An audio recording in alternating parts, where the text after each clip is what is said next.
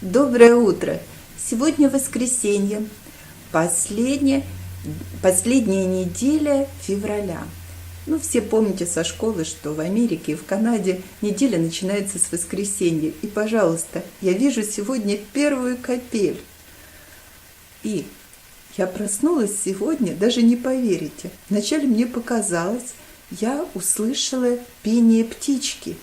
Оно было еще не таким уверенным, но это все-таки была первая песня. Это радует. Значит, а вот ее и гнездышко. Ну, это шутка. Конечно, я слышала эту песню. Она раздавалась из леса.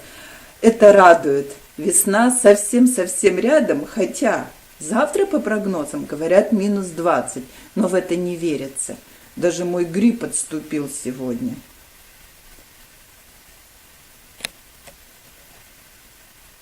Вот всю ночь шел проливной дождь, и уровень снега сразу уменьшился.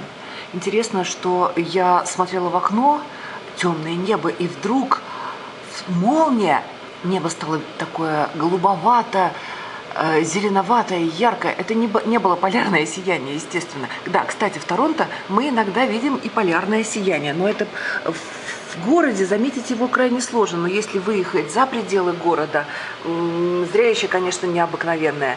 Я однажды, первый раз, когда увидела здесь северное сияние, я спрашиваю своих знакомых: а что это было? Посмотри, выгляни в окно, посмотри, что это такое, небо зеленоватое. А мне говорят: так это же северное сияние. Ну вот, едем дальше. Видите, середина марта, а какие снежные кучи еще в Торонто. К сожалению, зима в этом году очень затянулась, и нам она изрядно надоела. Мы уже мечтаем о хорошей теплой погоде, и в этот четверг нам еще обещают минус 20. Что-то совершенно невероятное. Ладно, мы это перетерпим, будем считать, что у нас затянувшийся Новый год. И будет много подарочков и много всего хорошего, как бывает на Новый год. Опс, надо проехать быстрее, пока большая машина нам не перекрыла дорожку.